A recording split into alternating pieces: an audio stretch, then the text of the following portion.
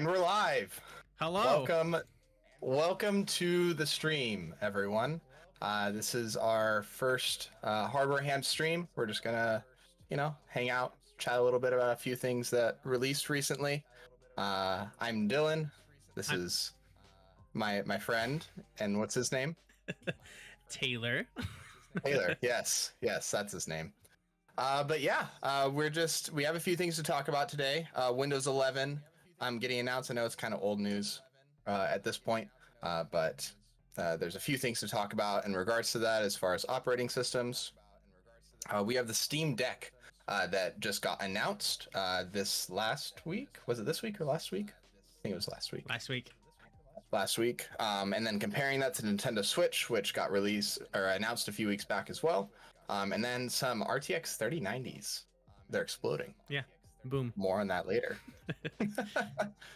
But yeah, to get into it, Windows 11.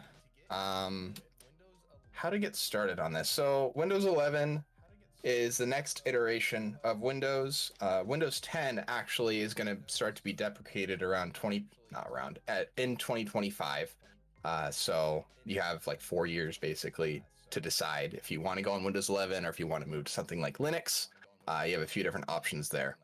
But what are the deets on Windows 11 here?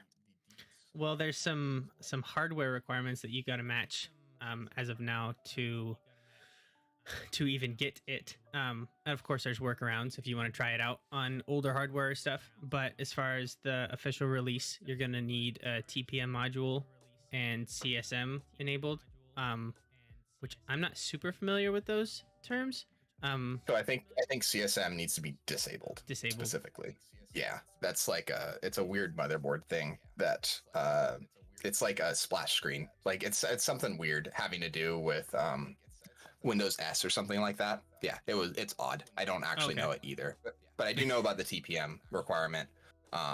And along with that, there was a lot of Intel CPUs that prior to Gen 8, 8th generation of Intel, just didn't have TPM at all. Oh.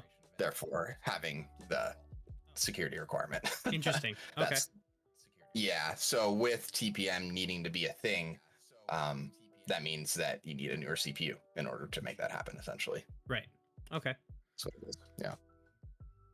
But yeah, I mean, you have those requirements. You have the TPM requirement. Secure boot is the other one that you need to have enabled, which the TPM one is kind of funny because you can install Windows 11 having TPM enabled, and then basically if you can basically turn it off after you have Windows 11 installed, and then everything works just fine. Right. Yeah, it's interesting. I was reading an article about why they're choosing to enforce TPM. And it was kind of like, well, really, we want everyone to have this anyways. But now that we're rolling out a whole new platform, we can be like, hey, this is a requirement that everyone has to have, instead of just being like a checkbox saying, oh, yeah, sure, I'll turn it on at some point. It's like we can actually try to get everyone on board with this because they're trying to step up security to match some of the other titans of industry as far as operating system goes of security. We've seen Apple do a lot with security in the last, I mean, they've constantly been changing things with that, but like the iPhone is one of the most secure mobile platforms because of how strictly their walled operating system is. Right. No, absolutely. I mean, security, anything in the name of security is a great thing. And having the requirement there does make a bit of sense. It just kind of does suck for the DIY community to only get the 4 years back of essentially support. Right. Because they're just moving on to, they just released 11th gen. So that's only 3 generations of Intel ago that you're basically allowed, quote unquote, to use. They've got it to run on like 6th gen ones. Well, yeah, I mean, as far as I know. If you're talking about the DIY community, then I'm sure there will always be ways around it. Like you said, it's not something that has to be on while you're using Windows 11. It's just for the installer. So if you bypass that, then that's not really a problem. But I think it does make sense that they're trying to get more security on board, especially for pre-builts or OEM manufacturers shipping out Windows 11. It'll just be on. You don't have to worry about it. And actually, from a laptop point of view, that does make sense because secure boot and TPM have been a thing on those with like BitLocker and everything like that. I think this really just majorly affects the DIY community. But like as far as I can't talk. Apart from the system requirements, there are Android apps that I believe they said you can sideload on there, which is pretty cool. Mm-hmm. Yeah, So because if there's the official store is the Amazon store that's linked to Windows 11. Mm. So if you don't feel like funding another space flight, then you can just you can just put your own on. Yeah, that's true. I think all of us are slaves to Amazon at this point, anyways. Yeah. So you can do Android apps, which is pretty cool.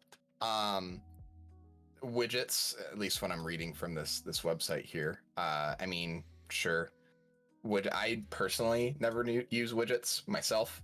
I think it's just kind of a thing there for people who might have moved from Mac OS from the days back yonder, or just like something to mimic your phone. I guess would be the only other thing that I can see with this, because it's like they're trying to bridge the gap, I think, between mobile and computer to make things a little bit easier, which does make sense to an extent. Like the settings in Windows is amazing. You and I both have been running Windows 11 here on our main machines here for the last little bit. Yeah. And the settings menu, I'm all down for it. The Windows 10 settings menu looks gross, honestly. It's really clunky. It never really works right. They didn't bridge the gap between control panel and settings all that well. And in fact, in Windows 10, if you went to search for control panel, only with a certain amount of characters of typing in control panel did it actually pop up.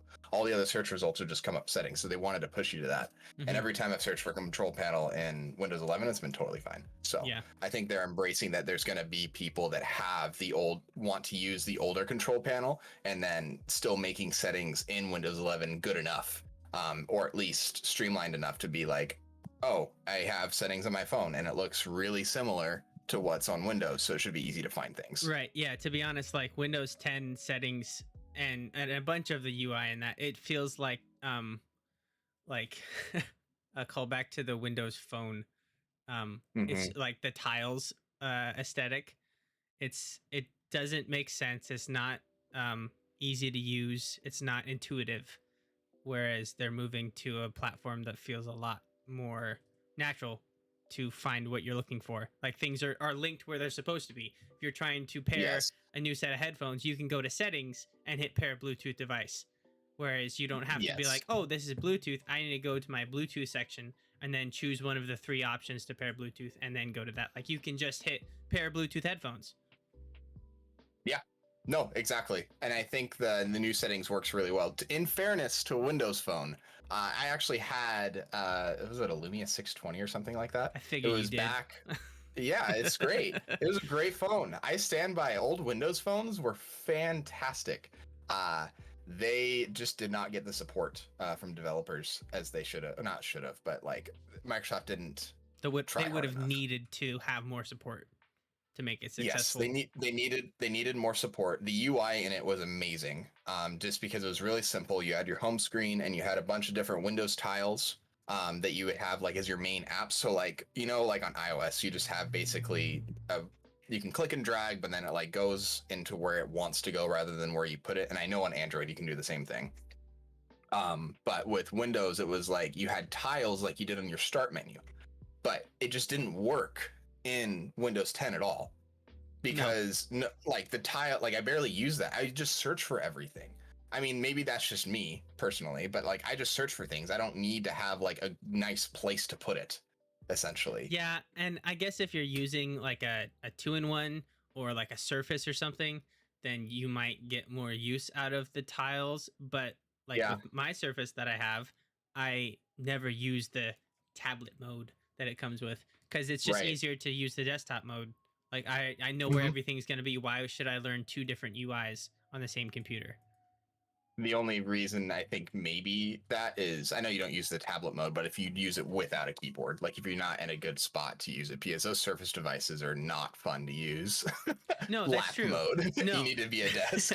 But even if I'm using it as a tablet, I don't go into the tablet mode where you're not on your desktop, you're on like a faux start menu where you've got tiles. It's just not, it's not easier for me to use that way because I would have to rebuild my whole desktop on a different UI. Anyways, yeah, we're way off topic. this is gonna happen. Anyway, so Android apps there, widgets. I personally don't care about. I get the feeling that you also don't really care about. I see in the notes here virtual desktops. What's that about? Because those are already a thing. I don't know. Did I put that in there? I didn't. Yeah, you can use virtual desktops like normal. It's just a little bit more accessible now. Was there something specific that they did to virtual desktops in Windows 11? Not that I can see.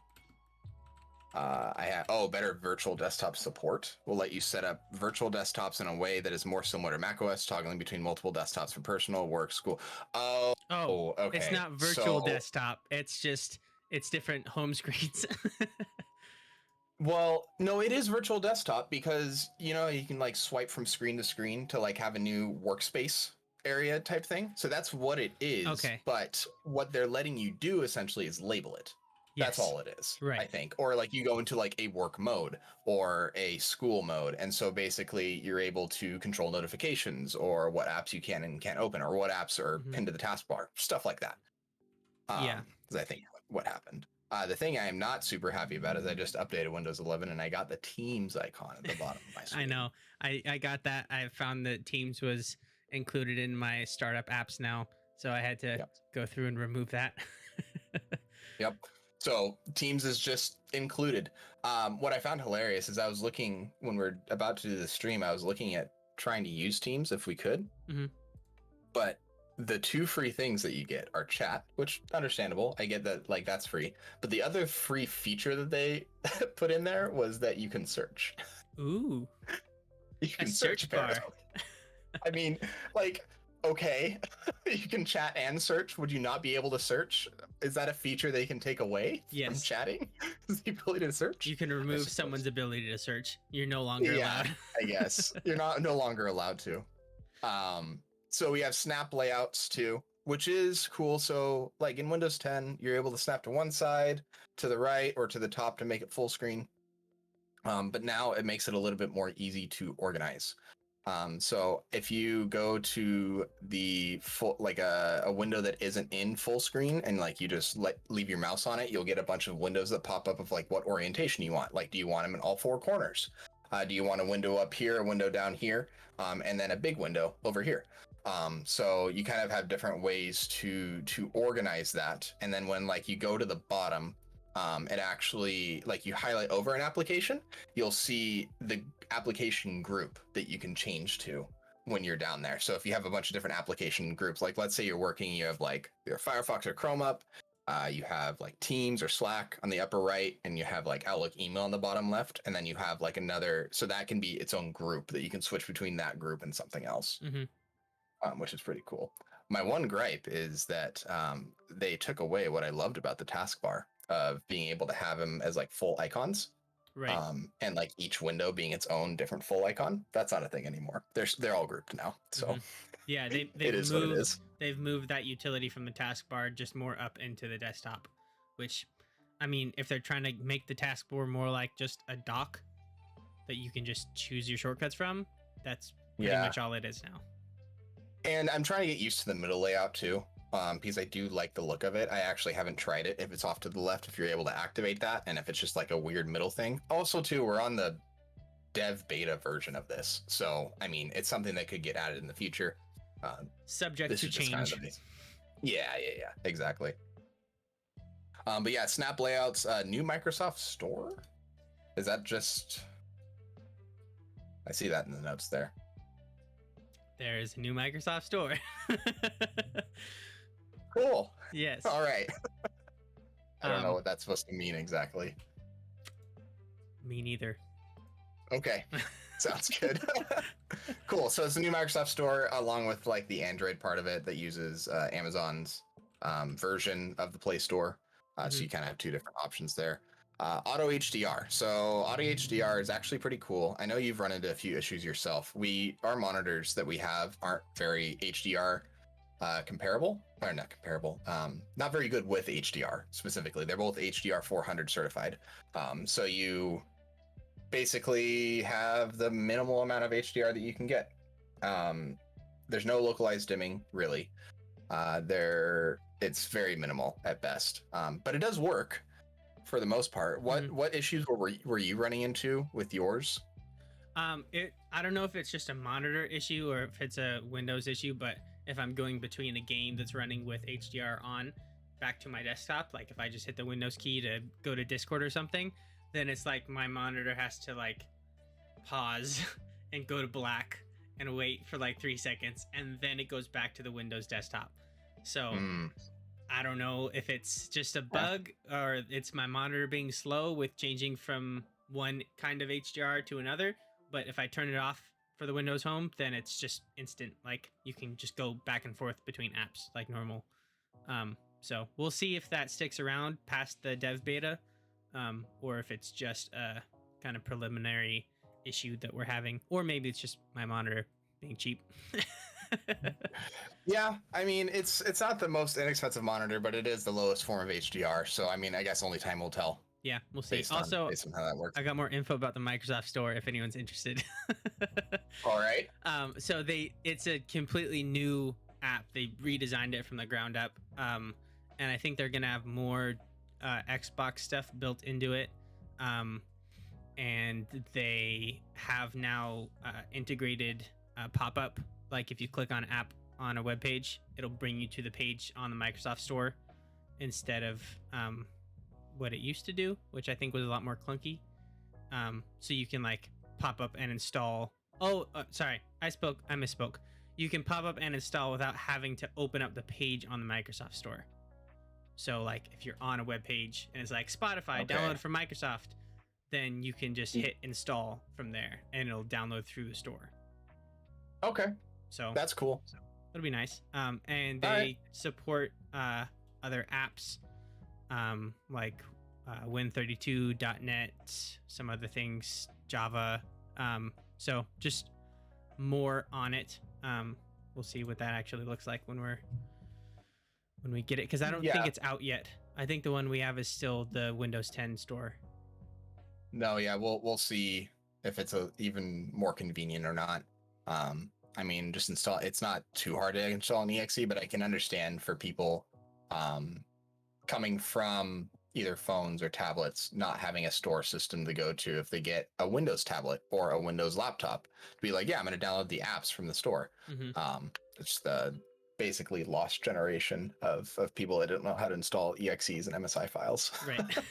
Essentially. Yeah. I mean, I do think it will be nice if you're trying to just download an application and it's like, oh, it's available on the store. So you click the download button or the install button, and then you have to wait for the Microsoft Store to open and load and bring you to that page. And then you have to click install from the store page instead of just hitting install and a pop-up opens and it goes through. So it's just more automated. That's true. Yeah, no, it's not a bad thing. Yeah. So we also have direct storage for games. I kind of know what's going on with this, but I also kind of don't. Basically what it is the game can directly access your GPU. It's the way that it works is it doesn't need to go through a bunch of different steps in the processor to then get to your GPU and SSD. It has like a direct link. So think of it as like when you're loading a game, there's like electrical bus that has to go through a little maze inside of your processor to then get to your GPU and get to your SSD and pull that data. This is essentially a one line that can go straight through the processor to get to those items. So basically loading games will be a lot faster. And we already see that technology in the PS5 and I think the Series X. I can't remember if it was on the Series X too, but I know for sure the PS5 uses direct storage with the SSD. So basically your games will load faster initially, and when you're like loading through scenes and stuff like that, it should be a lot faster. They've kind of already fixed it though. I know with like Uncharted, you'll go through like tight spaces and that will be like the loading screen. So I don't know how necessary it is with the way that games are right now, but it's kind of cool if older games do enable it that do have long load times. Yeah, it's true. Yeah, and I think part of it too is that your GPU, since it can pull directly from your storage device or your SSD, then Mhm. it's less work for the CPU because it's not trying to fetch that data for it. So it can just pull That's true. straight from the data pool instead of creating more work for your computer. So if you are CPU bound in any games, then it's going to put more, it's going to reduce the load from your CPU. So you might get better Yeah. performance in that way. Well, that's true. That's a good point, especially if you're like on a 4-core, 4-thread kind of CPU. Mhm. Reducing the amount of load that's on that is a good thing. That's a good point. Yeah. So this might be your time to switch to Linux if you want to. I know Linus has a video right now that Anthony did of why switching to Linux. Just because if you really don't like the Windows environment in general, but you feel like you've been stuck on it, there is a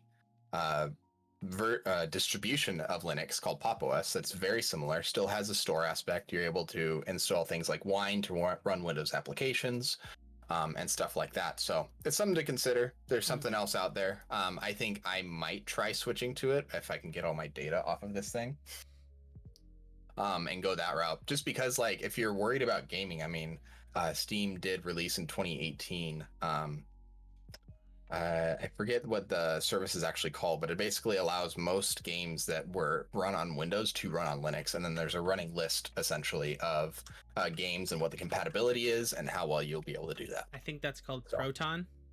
yes, Because Proton. that's what they're exactly using what for the Steam Deck, which we'll get into later. But yeah, so it's, and them working with the Steam Deck, they're gonna hugely increase the compatibility of Proton because a lot of users were having issues with like anti-cheat on games not letting you in with Proton. So they're now fixing that because they have a larger reason to. That's true. Also, hi to everyone in the chat. Sorry, we've been ignoring you. We've got Sean and Preston hanging Now out. I can see the chat. Yeah. Thank you for reminding me, Caitlin. Shout out to the mods. welcome to the barn. Hope you're enjoying the slop. Yeah. Oh boy, this is slop, isn't it? All right. So speaking of Steam Deck, that is the next topic on the list here. So kind of gonna do this and switch at the same time, kind of wanting to compare the two, but we can kind of start off with the Steam Deck stuff. So Steam Deck, very poorly named product, but it is still something that's really, really cool. So the way that it works is it's basically a mobile device like the Switch that is able to run full PC games. And the way that Gamers Nexus had put it is that it's very comparable to PS4 or Xbox One type of graphics. So it's basically last gen tech, but I mean, even last gen tech does pretty good. Yeah, you're not going to be ray tracing or anything on the Steam Deck. Right. Yeah, I think it's comparable in performance to last gen tech or last gen consoles, but it's this generation technology just in a smaller scale to fit into handheld that gives you about the same performance as last gen's mainstream tech. So they're able to take, like, if you had this much performance in a PS4, now you can get that much performance, but in a much smaller form factor with a much smaller power draw. Well, fair enough. Yeah, So I mean, you're getting they've taken all of that computing power and they've shrunk it down into a much more feasible form factor. They wouldn't be able to do that and have the same performance last generation because no, not at all. Tech. Yeah, I mean, that's very true. It's really, really cool to see that. I'm curious what performance will compare to the Nintendo Switch in general. I actually don't know the performance comparisons between the Switch and something like the PS4 or Xbox One or anything like that. But I mean, as far as it being handheld, that's the biggest seller right there. It's handheld. It can be docked. There's a few other things that we'll get into here in a second. But the first thing is that it uses an NVMe drive. What is Preston saying here? So it looks screen at 720p. Yeah, I mean 720p screen, that's the same thing that the Switch is. So you're able to get that same amount of performance. I don't think has anyone tried the PS4 or Xbox One on a 720p screen. I have no idea. That's a good question. I'm sure it would work fine. But it looks like that it will be a swappable NVMe drive. So this is a little bit confusing. So basically, what happened is that oh, Sean, how much is it going to cost? So it's $399 for, I have it up here, $399 for the 64 gig model. And we'll get into how you can actually probably replace that drive because it's just a normal NVMe drive. But as far as we know, with what they've told us, so that's $399 for the 64 gig model, and you get a carrying case. $529 for the 256 gig model, and that comes with an actual NVMe SSD. The first one is something called an eMMC, so it's a little bit slower. Essentially, the NVMe is going to be a bit faster. You get still a carrying case, and then you get an exclusive Steam community profile bundle. So you're not getting a ton more for the extra $130, except for the storage, essentially. And then for $650, you get a 512 gigabyte NVMe SSD. I don't know what they mean by fastest storage, if it's using like Gen 4 or something, but the middle one says faster and then the last one says fastest. It might just be because the higher you go in SSD tiers, the faster the storage is in general. So maybe that's it. Right. But you get on the $650 one, premium anti-glare etched glass, exclusive carrying case, the community profile bundle, and then exclusive virtual keyboard theme. So you get some cosmetic goodies for your Steam profile, and then basically some nice glass on the screen. So that's kind of like the price points that you got going.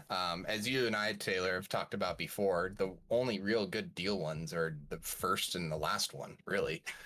The middle one makes the least amount of sense of going up to $256 for $130. Yep. And based on the pre-orders that Steam got in the first like 9 hours, most of it was the top tier, is mostly what people are pre-ordering. So yeah, it's interesting. The budget, I mean, $400 is a really nice price point, especially for something you can still use like just out of the box. Because if you do want to grab a new NVMe drive, it's going to be probably a little pricey. I mean, that's because the kind of drive it uses a 2230, which is like a tiny little NVMe drive. So that's not super popular for mainstream PC building to use that size drive, which I'm sure people will come out with ones that are, you know, Steam Deck compatible and all that fun stuff. But also in their comments about it being an NVMe drive, they did say that it's not recommended for end user replacement. It's more just like it's a serviceable drive. They didn't solder it on to the motherboard. So it means that take from not user replacement is just company jargon for we don't want people taking this apart. I mean, I don't know, because they're kind of their stance on it is like, hey, this is just a computer, do what you want with it. But if it's slotted in like between a difficult place to get to, or you know, there's ribbon cables and stuff you got to take off, it might not be super user friendly to get to that location. You might have to take the heat sink off and the cooler and blah blah. They didn't put it like on the side where you can just pop a panel off and swap it out. They didn't make it easy with to that replace in mind, there is an SD card slot or a micro SD card slot on it too. So there is a way to increase storage if you want to. They say this is non-user replaceable, but apparently the way to figure out if like the way we know this news is there was a Reddit user who actually emailed Gabe Newell and was like, hey, is it replaceable? Like, what is in it? And then he just replied with yes. So it's user replaceable, and then he came back with more information saying that it's the 2230 form factor. So the reason why it's confusing is the press release. I believe it was either to GameSpot or IGN. I think it was one IGN. Of those sites. Was it IGN? Yeah. They said that it just wasn't replaceable or like shouldn't be replaceable kind of thing. But then when you say, oh, it's NVMe, so it's a standard form factor. I mean, 2230. So basically when you say 2230, it's 22 millimeters wide and then 30 millimeters long. So like a standard NVMe, to answer you guys right's question there is 2280 is the normal form factor for that. Which so is 22 like that. So this one's Mhm. like that tall. Yeah, it's more akin to a wireless card that you find in a laptop. Is more what this form factor is. So you can get another one. They are not super common. You are right. I know Kioxia makes them. It's a common sponsor for Gamers Nexus, and they make up to 1 terabyte drives for that. I was not able to find any kind of pricing, but it looks like 128 gig ones are like super inexpensive. They're like $30. Yeah, I was They're just like looking at not. Newegg. They've got them for like $25. So Mhm. if you're only looking for, you know, that'd be like 190 gigs of storage for your handheld, then grab one of these bad boys and buy the $399 version. Because the cool thing is that the $399 version is that eMMC storage, or is that what it's called? eMMC? eMMC, yeah. Yeah. So that's built Mhm. on the motherboard, which means you still have an open NVMe drive slot. Whereas the next two models don't have that onboard soldered in storage. It's just an NVMe drive. So, Well, we don't know that. That's the other thing, is they're not giving us a whole lot of information as to what exactly is on there. I don't think we'll know enough until we open it up and be like, oh, hey, this is there. This is there. Valve has not been good with communication in a lot of ways. are you going to get one? I was thinking about it. It's $5 to reserve it, which isn't bad. And it is coming out Q2 next year. The only thing is that, like, my wife and I are looking to play like the Diamond and Pearl series. So getting another Switch kind of makes more sense just for the exclusivity factor of it. Right. Now, if Valve wants to send me one, then by all means, send it over to me and we'll do a review of it. But hit me up, Gabe. Yeah, exactly. But other than that, I mean, it's really cool, and I think it's a great deal in general. And I think if I had more funds, I'd definitely get this and another Switch, because I think it looks rad. Like the controller looks awesome. The display looks okay. The bezels are pretty heavy, kind of like in the first gen Switch. The OLED Switch looks quite a bit better. But it's dockable, has USB-C, has pretty much everything you would want, honestly. Yeah. It's not touchscreen, isn't it? I don't know. Again, I don't think they've given too much information. I can look through the FAQ here. But we have those price points dropped with required Steam account with purchases before June 28th. Did you mean July 28th in the doc? You might have meant July 28th. I think this got announced like this week or last week. Yeah. I think it was I think it is July 28th. Probably July 28th. Okay. So yeah, you have to have a Steam account in order to reserve it right now, and then bots will latch onto it. So in the next week, if you want to reserve one, it's $5. And then it's slated to come out Q2 of next year. I think that's giving them a little bit of time. I remember Steve talking that either December or early January is going to be like the timeline of people like getting them, sort of deal. At least the first people that pre-ordered, kind of thing. Right. Yeah, there are over 110K pre-orders in 90 minutes. Yeah, it's crazy. That's a lot.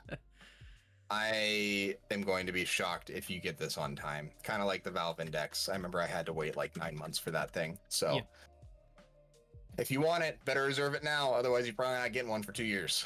Yeah.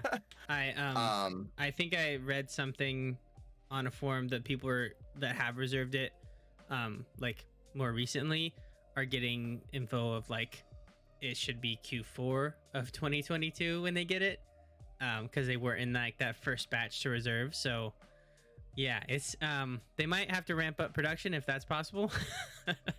But I don't think see. it is. We will see. But the current way silicon supply is right now, we'll see what happens. I mean, it is Zen 2 AMD, so it's chips that are readily available, from my understanding. So I mean, they're gonna have to make more, but it's older technology, so it's not like they're trying to push Zen 3 or even Zen 4 chips onto this right device that they built. So should be more readily available than like any GPU. hmm So you do have playtime of 2 to 8 hours. The 2 hours I would assume is with something like Stardew Valley or Terraria, some kind of like 2D kind of, or sorry, for the 8 hours, being able to last 8 hours is like Stardew Valley or Terraria, something like that. It's a little bit lower cost, and then like the 2 hours being something like Control. um, Control, Horizon Zero Dawn, kind of like whatever you're playing that way. That's really graphic intensive. Hmm. Definitely going to be that 2 hour mark, which 8 hours is technically still longer than the Nintendo Switch. It's true. So there is that moniker to deal with. Yeah, I mean the Nintendo Switch has a 17 watt hour battery, and this has a 40. So Yes, this I'm actually curious to see what the weight is because it looks quite a bit heavier. looks like a than the chunk. Switch. Yeah. Yeah. Pretty chunky. It looks heavy. But maybe they distributed the weight pretty well. I mean, I know like they've had weird controllers in the past. This one looks pretty good. I do like the joystick placement because that is one gripe about the Switch is I understand that they want the design language to be the way that it is, and really they had nobody competing with them on that front, so they could do whatever they wanted. But I like having them both like in the same place. Mhm. That part is nice for something that's handheld. For a controller, I understand it being staggered, but like when it's out like this, it's like really awkward. Yep. To Yeah. have And something like down here. I'm super interested to get my hands on one and feel the touch pads too. Mhm. Right below the joysticks. I think that'll be Mhm. super cool for navigating inside the UI. Or like Yeah. what Preston said, if you just boot Windows on it, then you have a trackpad for your mouse right on Mhm. it. So I think the stock OS is based on Linux, right? Or is it Android based? Yep. No, it's Linux. It's based on Linux. Yeah, Right. that's what Steam has been pushing for, or Valve specifically has been pushing for a really long time, is gaming on Linux and like trying to support that the best that they can when Mhm. like not a lot of other people have been. Steam's been really good about that.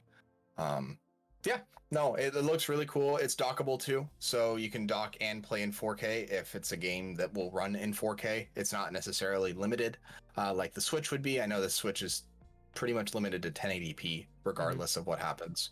That sort of deal, but Yep. it looks really cool. I Yeah. really like it. It's cool that it is just basically a PC. You can flash Windows onto it. Yeah, it comes with Linux, but you can flash Windows, or not flash, but you can install Windows onto it and just use it like a normal computer. Yep. It's just I think the so it comes with SteamOS, I think, which is Linux based.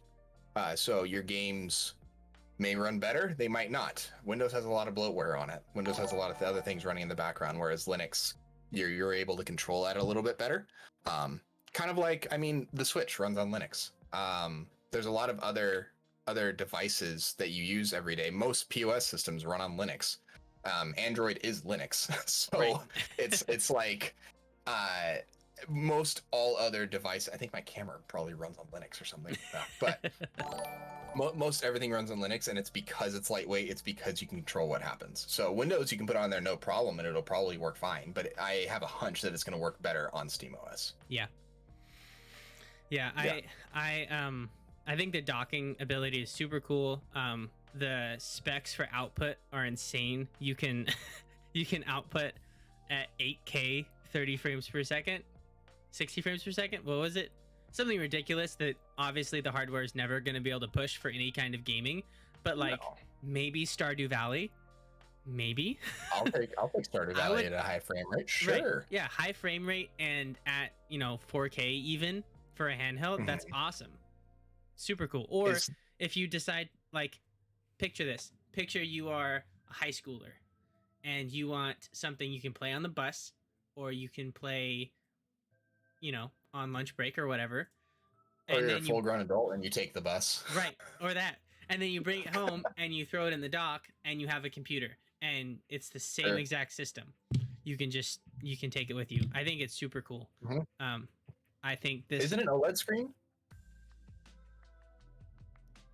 I don't think I so. want to say it's LCD, which is fine. I mean, there's good LCD screens out there. The Switch's LCD screen is not good. It's actually really bad, cheaply made LCD. I think hot take. I think the Switch OLED should have been the one they released it from the start because of the stuff that you get from it. is so minimal that I understand the $50 price hike to an extent, but 4 years later, I don't understand it. I would have understood it if they released it at $350 with all that stuff, sure. Right. But yeah, now. Yeah, I think that's a hot take right there. Moving into the Switch, I did not realize how nasty it was of them to really re-release the Switch at $349 with an OLED screen and a better dock. It's ridiculous because it's 4-year-old hardware that they've been producing. Like, what? Even if it's 70% of the system is still original and they had to rebuild 30% for the new screen, new dock, and the LAN port, literally everything else is the same. It's the same overall form factor, and they're charging more for old equipment.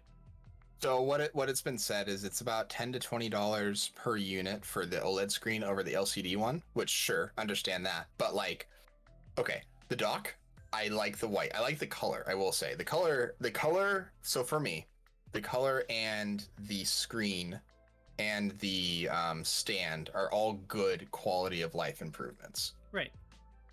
I get the price hike more and the doubling of the storage, because I mean, you see phones now, you have to pay $100 more to get double the storage sometimes. So understandable to an extent on that. But in regards to like the network port on there, they took out the USB 3.0 that was there. So I hedge my bets against. That's like a lateral move. they just used that port for the RJ45. That's all they did. So you could buy a $20 dongle, plug it into the USB 3.0, and lo and behold, you have the same dock. Yep.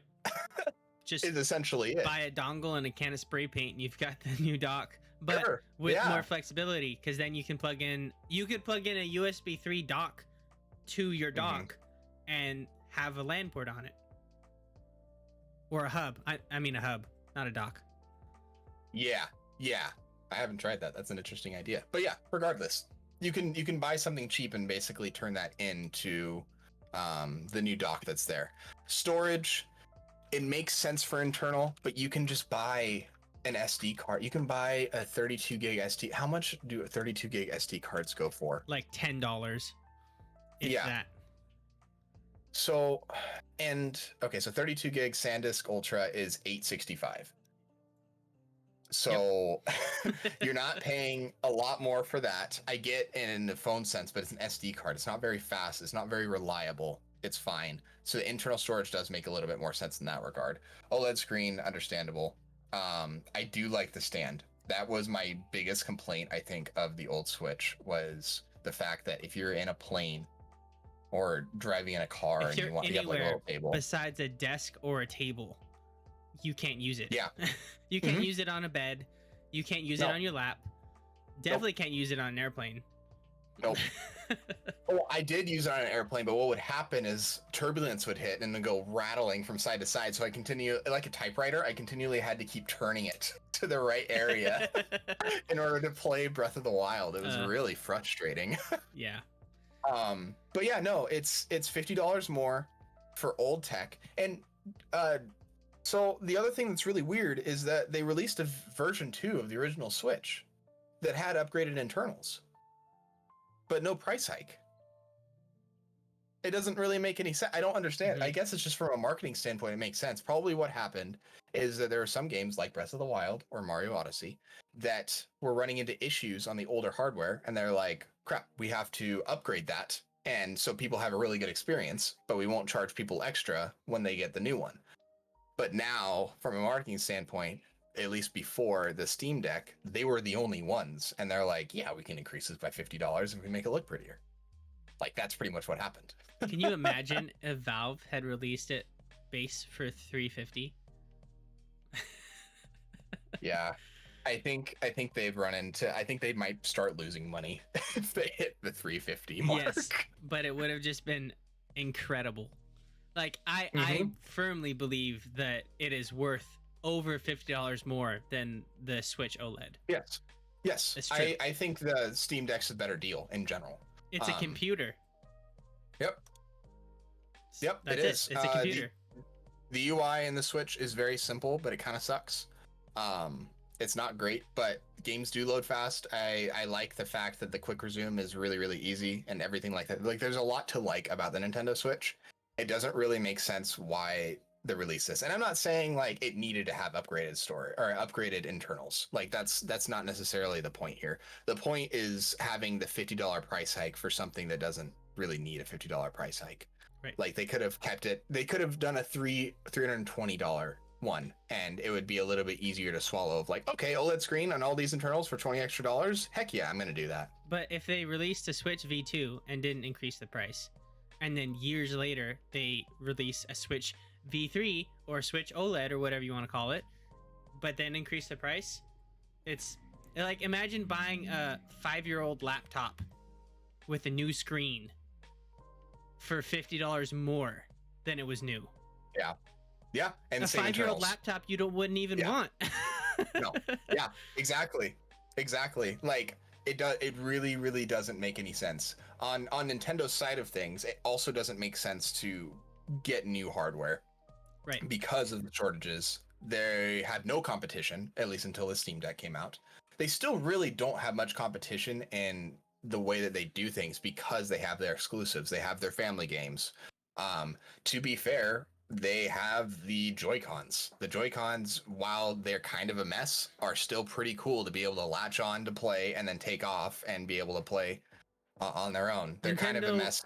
Yeah. A lot of different words, but Nintendo is like king of this is working, so let's make more money from it. Right. Well, that's a business, really. I mean, once you understand, hey, there's a lot of people buying our product, let's make some incremental increases and then increase the price and we'll increase our profit margins. It does make sense. It just doesn't make sense from a consumer point of view. Yeah, they've just gotten large enough where they can do stuff like that and they're not going to lose revenue because of it. Mm-hmm. Like, if they were still a startup company or they were a lower tier company, they couldn't do something like that and get away with it. But everyone's going to buy it anyways because they want to play Animal Crossing with an OLED screen. Yeah, no, people will buy it. That's the thing. Is it's not we are kind of its target audience. I mean, I'm a Nintendo fanboy in general. I just really like Nintendo product, or I like Nintendo games because I grew up on it, essentially. But I don't think we're the target audience for this necessarily. We could be, but at the same time, it's like, now we have the Steam Deck. For PC enthusiasts, Steam Deck is your option unless there's some specific games that you like to play, like Pokemon or Zelda or what have you, kind of thing. Right. And if you already have a Switch and you're like thinking about upgrading, I don't think this is a good upgrade. But if you don't have a Switch, then I think this is perfect. Right. Like, I understand that it's $50 extra, but like having that new screen would kind of be a game changer. Mm-hmm. But because I already have a Switch, I don't think it's worth it. Like, you can get a used Switch. Like, if you're really looking to save costs here, you can get used Switches on like OfferUp or eBay for like $250, like $100 off MSRP. Yeah, I think that's the best thing about this OLED Switch coming out is that Switch V2s are gonna be cheap now. Mm-hmm. Like, that's it. Exactly. I feel like the reason why it hurts me on the inside and why it feels like they're doing their target audience dirty is because it feels like their target audience is uninformed consumers. Because they're re-releasing old hardware with a new face and being like, this is new, buy it, it's more expensive, without being transparent of like, yeah, this is the same stuff we've had out for 4 years. We put a new screen on it. Here you go. Like, and that's just my opinion. It feels like it's taking advantage of the fact that people don't know, or they're not expecting Nintendo to do something good, and so they don't. Yeah, I mean, that makes sense. Like, that the target audience are kids, basically. I mean, kids are like, have always been Nintendo's target audience in general. So I think a lot of people will buy this based on the fact that it's a new Switch and they don't really care about anything else. They're like, oh, the screen's bigger. Oh, that's cool. Oh, I found out I had more storage. I think they're not going to do the same amount of research that people like us would do necessarily, to be like, yeah, should I buy this or should I not? The target audience is those that see a Switch on the shelf at Fred Meyer and go, yeah, I'm going to buy it. Mm-hmm. Like, that's just what it is. Because it's such a little improvement on it too. Yep. And it is cool. I like having the OLED screen. The one thing that is concerning about the OLED screen, though, is, in Breath of the Wild, the Master Mode, you have the Triforce that's very much static on the screen. Mm-hmm. So burn-in is definitely a possibility. Yeah. If that's something that you're worried about, if you're playing on that. I mean, I don't think that's necessarily going to be the case in all games. That's just the first one that came to mind for me, was having that consistent Triforce there, which you wouldn't have on an LCD screen necessarily. So something to consider. Mm-hmm. I like both of them. I don't think the Switch OLED is a good deal if you already have a Switch. If you don't already have a Switch, I think it looks amazing. And then the Steam Deck is just cool. Yep. In general. Yeah. Preston, I also sold my DS Lite to get a DSi. It was not a DSi XL because it was right when the DSi came out. And I honestly regret that, because the DSi was so gimmicky. Like, I get it. The whole like Picto chat thing was cool. The camera was absolute garbage.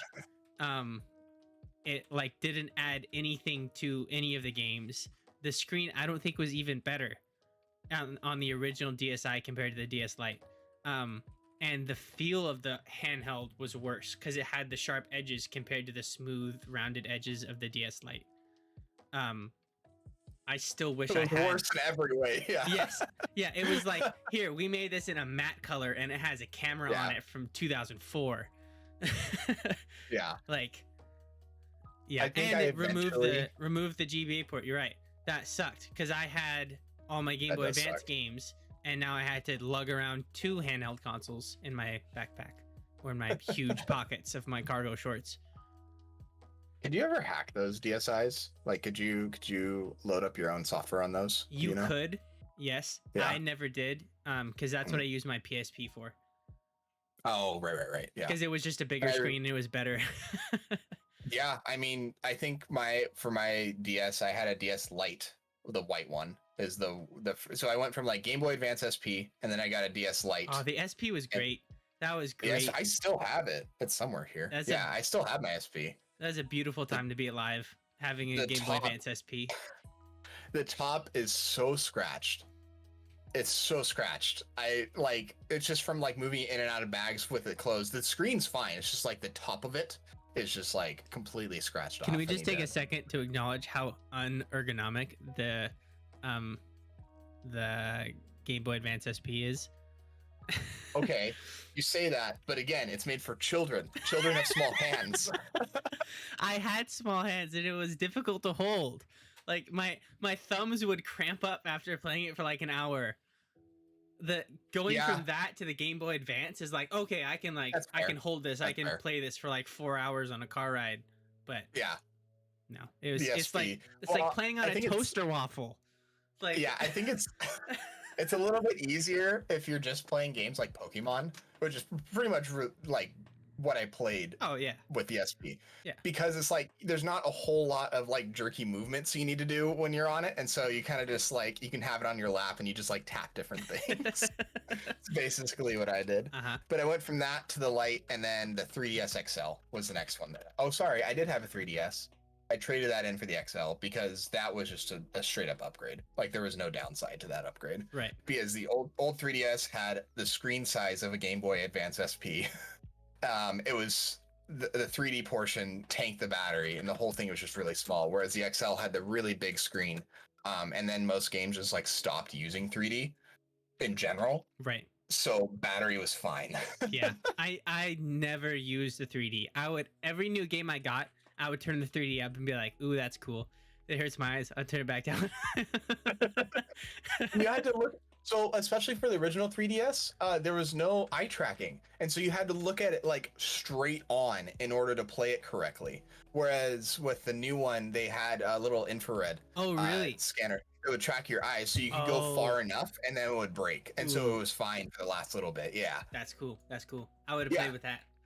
Yeah, see, that's fine. But like the original one, it's like you had to look at it from a certain distance and like this and that sort of thing. However, I will say that not Nvidia, Nintendo was the first, maybe not the first, but like the first one that I encountered that actually used AR with the 3DS, because Yep. you had a camera on the back and then you could play games like with the little cards that you Mhm. got, and it would like spawn a different game that you would play like an AR. Yeah, you That can was play like cool. a little shooter game with something on a Hmm. table just by printing out something from your computer. Yeah, no, that was Hmm. awesome. Hot take for the Wii Mini. Do you have one? The Wii Mini. What So, is the Wii Mini? so they gimped the Wii.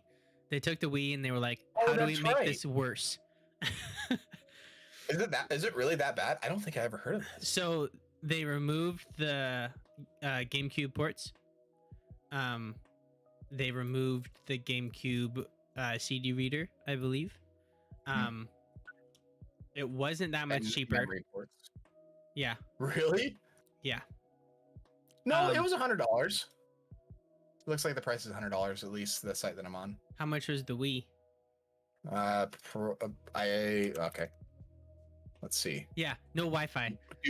So the Wii was $250, so it's considerably less. Okay, that is way cheaper. Way cheaper. $100 for a little console that you don't really care about.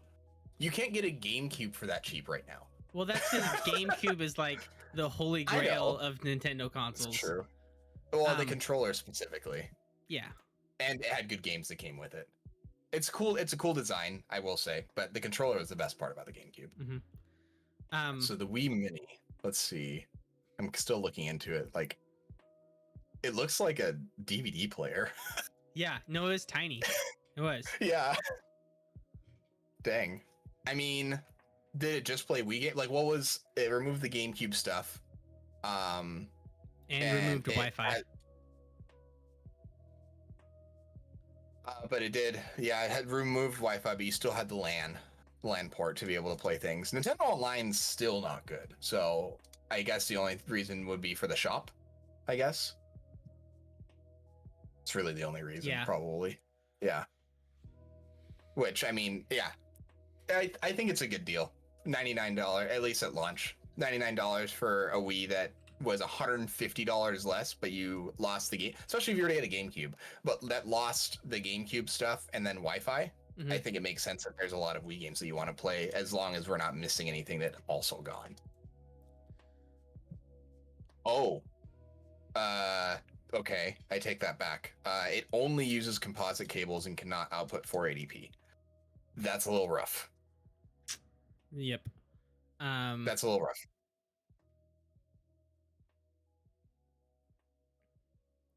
And multiple menus from settings got removed. Interesting. So the top opened up. It doesn't have a disc insert like the Wii did. It opened up like a GameCube. Like, yeah, that's what I'm saying too.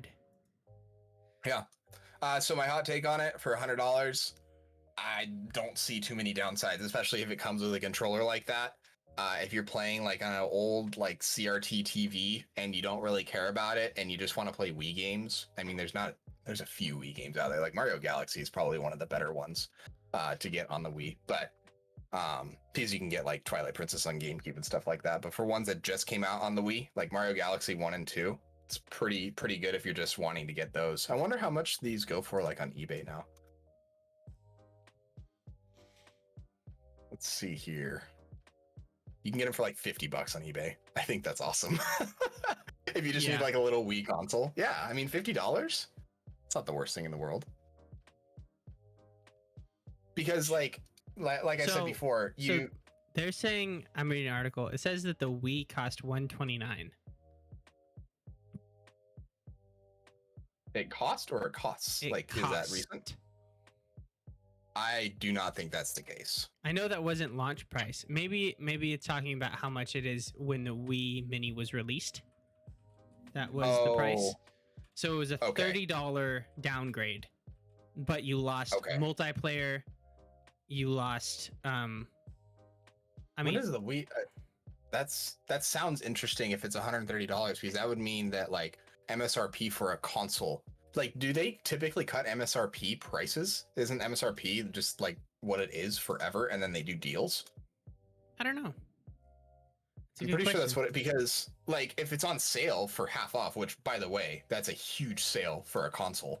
If it's on sale for half off, then like okay, but you can't take things at sale prices. You have to take it like at MSRP. And maybe that was the new MSRP at the time that the Wii Mini came out. It Yeah. definitely could be that too. So I don't yeah, know. I Yeah, mean, because yeah, it was 250 when it came out, so that's yeah, a lot less. yeah, that's quite a bit less. So if you were comparing the two at MSRP and you just wanted to play Wii games, sure.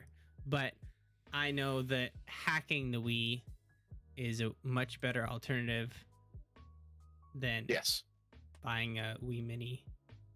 I think the Wii in general, especially if you can get one, I think they go for like $80 in offer up or something like that now. Yeah, you can get them for like $50. Yeah. The just the point of them being able to play GameCube games and Wii games. The sensor's kind of annoying. You only get 480p, which I mean that's just an older console in general. But if you don't have like the biggest TV, or let's say you're playing on a monitor, you're just playing like on your 24-inch or 27-inch monitor, Mm-hmm. it should be fine. I mean, especially if you're playing older games, if you don't want to emulate or you don't have a computer that can emulate games, kind of thing. Right. I myself have been looking into either getting a Wii or a GameCube myself, because I don't have them anymore. Yeah. I kind of wanted to mod out the Wii. Yeah, I wanted to get a Wii and mod it for a long time. Yeah. Maybe we should do a video about that. Maybe that'd be kind of fun to do, actually. Yeah. Little retro video kind Uh-huh. of thing. That'd be fun. Yeah, just so you can just play your own stuff if you want to. Mhm. Exactly. So do we want to talk about the graphics card exploding? Yeah. I feel like that's something to talk about really quick here. Yeah. So the 3090 that no one can buy, specifically the EVGA for the Win 3 card, was exploding when playing some Amazon MMO game. What was it? Yeah, so it's Amazon's game called New World. So I just watched Jay's video on this too when he was kind of going through and figuring out it is an MMORPG. But basically what happens is the card seems to start to ignore its power limits. So the EVGA for the Win 3 will get up to like I think the stock you can get it to is like 117% over.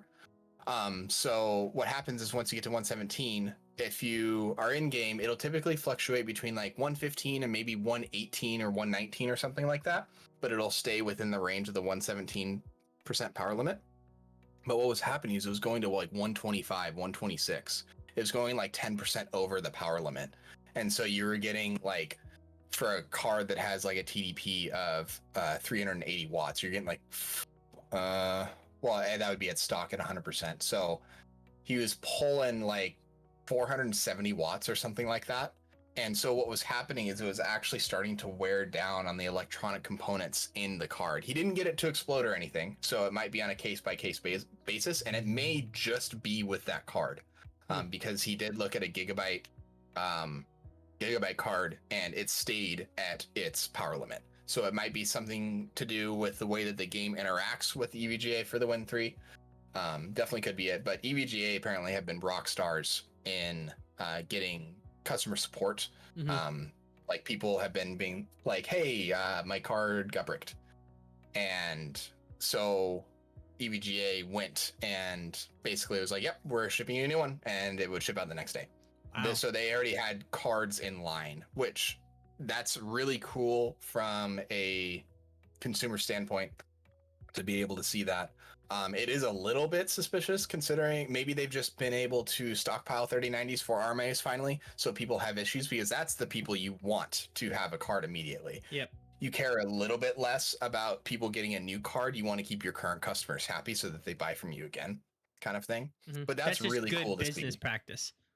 Mm-hmm. It's really, really good business practice. But basically, so what was happening is that that was the test that he did. But what was happening is you would get in game, the main menu would be crazy amounts of FPS that it would render, and it was as if the card had no cap. And then basically, one guy reported that his screen went black and it did like a hard shutdown. So you know what happens when like your PC gets overheated and it'll just shut down. I know you've experienced that a little bit here recently. Yeah. But when it gets overheated, it'll just shut down entirely. So that's what happened on the first pass through. And then he booted it up like normal, worked totally fine, went into game. He heard a pop from inside the computer of what he assumed was the card, and then his card wouldn't post. So it doesn't look like it seems to be like the VRMs. Something's happening with the VRMs, the way that the electricity is being passed through there. And or the capacitor, maybe one of the capacitors popped, something like that. So basically what's happening is that the power limit's getting way too high, higher than the card can go. And so it starts to wear on the electronic components in the card, resulting it to pop. That's really weird that the game itself would do that, because you don't usually see games that have that much control over your hardware like that. So, I mean, typically isn't that OS controlled, or at that point even onboard, like on the hardware should be capped at a limit? Like if you had this limited, card, that's the thing. Right, so how's it drawing more? So I don't know. That's the thing, is I think it might be an EVGA problem. It might be something that EVGA is working with. It might be a New World thing. So what used to happen is that Furmark and Prime 95 would actually wear down your components and things would go badly. But since then, they've added in fail-safes on graphics cards and CPUs to not let it get past a certain limit. Right. To where it would start to damage them. Because the software has no idea what it's doing. It's just going as far as the computer can take it. So that's what this game is doing. This game's like, do everything that you can. And so it's really, what makes the most sense is on the card that is the problem, because the card is what is actually drawing in all the power. There needs to be like a set limit. Mm-hmm. So I don't know why it's drawing more than that. Yeah. No idea. And what I heard, and I'm not sure if this goes along with what you're saying, but there wasn't an FPS limit in the menu screen. And so it was loading at like 4,000 frames per second, like as much as the massive 3090 could output, which was just like way overloading its power limits. So the fix right now is to just turn on your own OS controlled frame rate limit. So like set your frame rate at something, and then the game won't be able to run higher than that. Right. And well, that the problem is it's in the menu, and you typically have to set frame rate in the menu. No, it's like do it in your NVIDIA settings. Like your you could turn on VSync. You could probably do is you could turn on VSync and then go into the settings in like New World, set the FPS limit, or even in NVIDIA. Because what kind of sucks is like then that's the FPS limits for all the games that you play. Right. So you would then it kind of makes more sense to do it in the game. I think you can do it on a per application basis. Oh, GeForce Experience, I think you can. Yeah. But yeah, I mean, you could set the FPS limit. That would definitely work. But he was running at 1080p at like 120 frames per second, and it was drawing that much power. It was drawing like 480 watts. So like, it's just soaking in all that power. So that's part of the problem, is that the card's just pulling too much power and not. It didn't even hit 100% utilization. It was at like 60%. So something was off with the voltages and just how much power it was consuming. Weird. Very weird. Yeah. But yeah, so EVGA has been doing a really good job of arming those. Maybe they think that it's a problem. There was kind of like a no questions asked from what I saw. But yeah. Do we have any questions in the chat? I haven't actually taken a look at this yet, other than the Wii Mini stuff. Yeah, thank you for being here, Preston. We really appreciate the support. Being the first out of 5 years, that's huge. First Twitch stream watching over 5 years. Oh, awesome! Thanks, man. Appreciate that. Hi, Maddie. All right. Very cool. So if there's no other questions, that kind of does it for our stream here. We will be back at some point. Don't know when, but thanks for hanging out with us. Thanks for hanging out with us today. Be sure to, so basically we were going to stream on YouTube, but we just created an account today and they require like 24 hours for some reason. to be able to post on there. But be sure to subscribe to us on YouTube. Follow us here on Twitch. And yeah, thank you all for following. We're probably going to be doing a dual stream here. Oh, hey, how's it going, Corbin? Hi, Corbin. I don't know who you are, but hi. Yeah, we're going to be doing a dual stream here, so we're going to try and stream on YouTube and Twitch at the same time. But give us a follow here just to see when our next stream is. Subscribe on YouTube so you don't miss any of our future videos. And we don't have a ton of videos up right now, but we are planning on ramping that up here soon. Yeah, we should be. We're working towards going to one video every Friday. We'll see how our brains and fingers handle that. But we'll try our very, very best. Yeah, I say absolutely. fingers because we're working on keyboard videos. That's a little hint to the future for all you keyboard nerds, which I don't actually know how many of you are watching right now. But if you are keyboard nerds, you better be real excited. All you key weebs. Oh boy. Throwing out names now, are we? Yep. Anyways, thank you guys so much for subscribing and following. We will be back here at some point, but yeah, see you guys later. Bye.